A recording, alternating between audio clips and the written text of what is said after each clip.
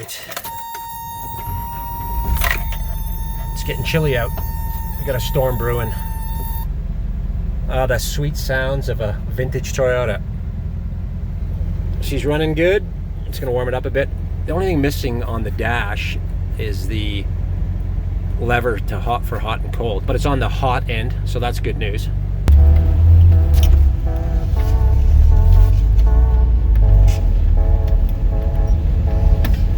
This thing's so light, the back end just comes around in the snow. That's what we're in right now. Shifting is flawless. It's just amazing. It blows me away. So now we're just coming up to that hill, and I'm going to go to 4 high, and that's it. The hubs are locked, and I'm in 4 high.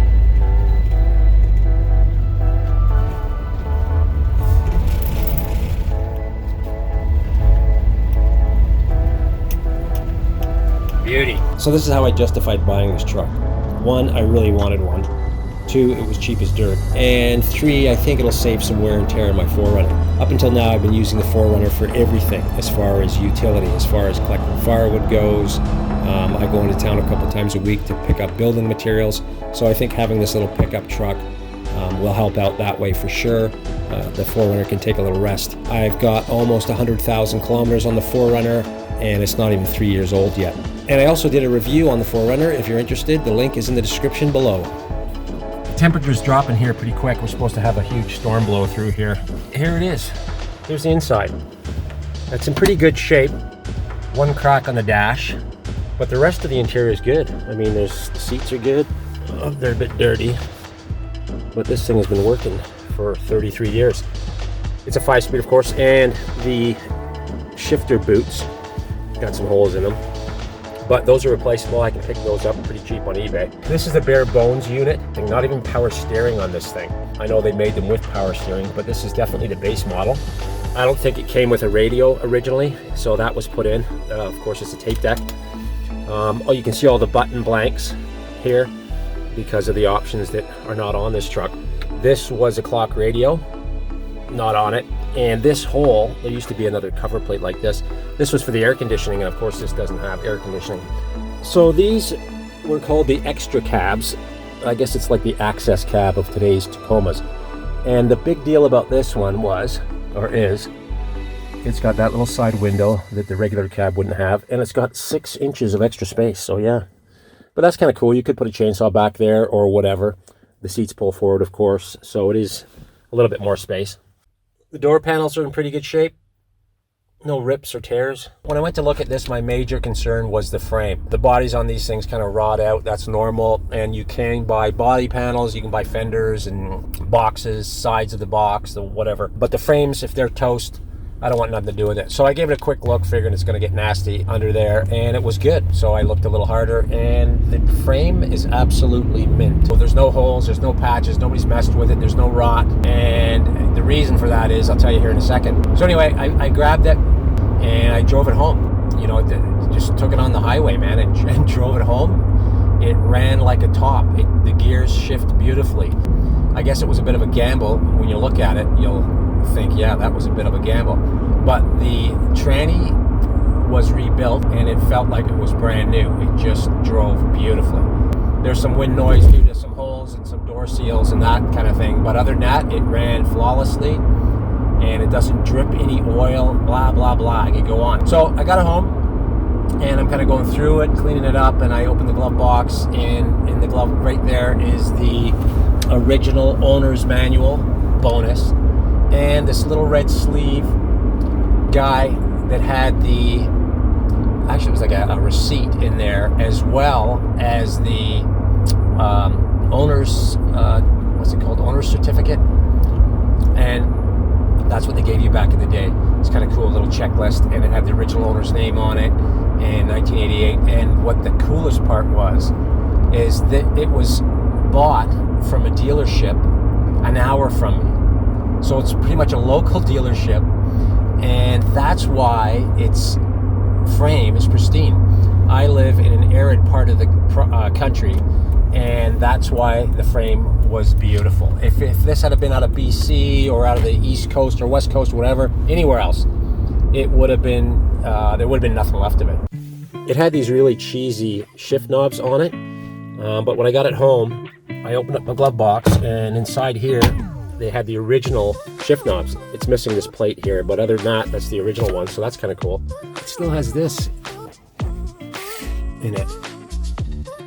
Just weird stuff like that. So this is a 4th generation Toyota pickup truck, obviously before Tacoma was ever around.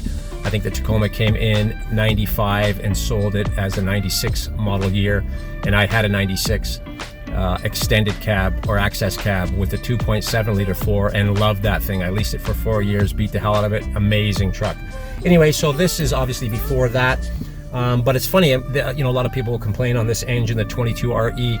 It only makes, I think, 106 or 105 horsepower at 4,800 RPM, and I think it makes 140-ish foot-pounds of torque at 2,800. I think that's correct, you know, compared to the new Tacomas. This guy weighs almost 2,000 pounds less than the new Tacomas. This guy's, I believe, curb weight is 2,800 pounds, and the Tacoma access cab is around 4,500 pounds. So that's huge difference. Wheelbase is about the same. This one is 121.5 inches, and the Tacoma access cab is 127.4. So this one's a little bit shorter. So the 22RE engine is supposed to be unbelievably reliable and tough. Everything I've read has just been amazing. So that's kind of cool as well. I'm really, really happy about that. And it's going to be a little bit better on fuel than the 4Runner, I think. I haven't tested it thoroughly yet, but it's supposed to be just an amazing engine. So I'm pretty pumped about having one of these. Everything works on it. There's nothing that doesn't work on it, but there's not a lot on it to not work. The bad, obviously, is the body. It's frightening. It's absolutely frightening, and that's probably why it scared a few buyers away from it before me. But again, I was just interested in the frame because I can add these body panels to it later. So here's the nasty fiberglass job somebody decided to do. Yeah, it's nasty. I mean, that's what happens to these things. The sides just fall off them, rusted out. But I'm going to fix that. You can get whole replacement side, box sides for it. Now we'll look under here. Look at the frame is beauty. Again, I'm not going to take you through all the frame. It's going to get a little boring. Still got the skid plate on the gas tank. That's good. Everything else is looking good. Door's got a bit of a hole, worse on this side. A little bit of goo on this side as well. Again, I can get these whole fenders for about 130 bucks. Fiberglass, of course, and it's missing an aerial. No problem, I'll fix that. This came with a valance underneath the bumper. I'm going to get that as well. You can buy that aftermarket. And the bumper corners here, and it should be good. The front grille is kind of screwy. It's got a break in it here. But again, this is going to be a long-term kind of thing. Long-term beater, fixer-upper. Tires are beauty. Of course, this side's not bad at all. The rust is less on this door. And again, we got that custom fiberglass bodywork. Nasty. And there's the frame. And the hole in the exhaust, I'll fix. I'll get rid of that muffler. It's not too bad right now, but again, project. The rocker panels are great on this truck for some reason. It does have a lift. I don't know how many inches. I could not find any blocks under the front suspension or the rear. The inside of the bed is pretty awesome. It still has the side panels. Everything looks pretty good in here, except that there's a problem. I don't know what they're doing here, monkeying around with a grinder, it looks like. And maybe they were just after the spare tire mechanism. I don't know, but that piece is missing. No big deal. I'm going to put some plywood in here anyway. And like I said, the box isn't bad.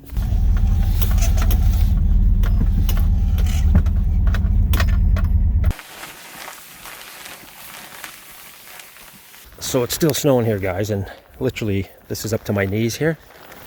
And one thing I forgot to mention is this is, or was, a block heater plug-in. So out here in the snow country, you need a block heater. So basically you plug these in at night. You know, if you get a couple nights of -20, -40, whatever, that's no big deal. The battery will work. But if you get a week or more or whatever, you know, of that kind of temp, the batteries just die in these things. Trying to start up that cold engine with all that cold solid oil. Yeah, they don't last long. So I'll have to fix that anyway. Let's go see if I can start this thing.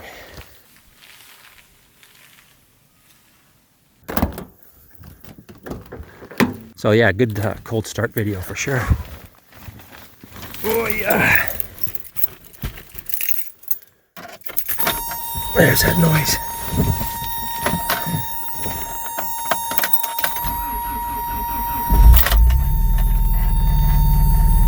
Yes, sir. All right, I'm gonna warm this guy up, and I think I'll have to clean off the windows.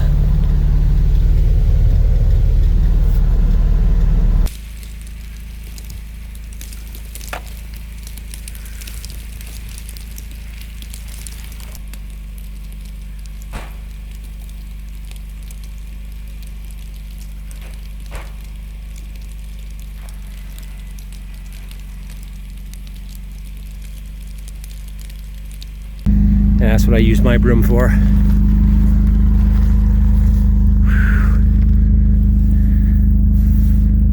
Alrighty. Alright, I can see enough, I think. I'm not going shopping. Heater's working well. And yeah, see if we can get this thing out.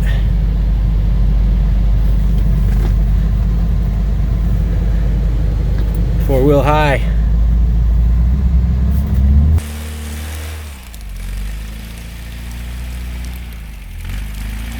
Not a problem.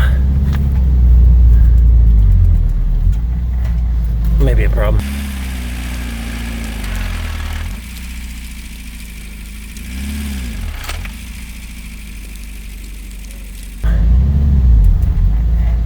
So it's going to be four-wheel low. Okay, here we go.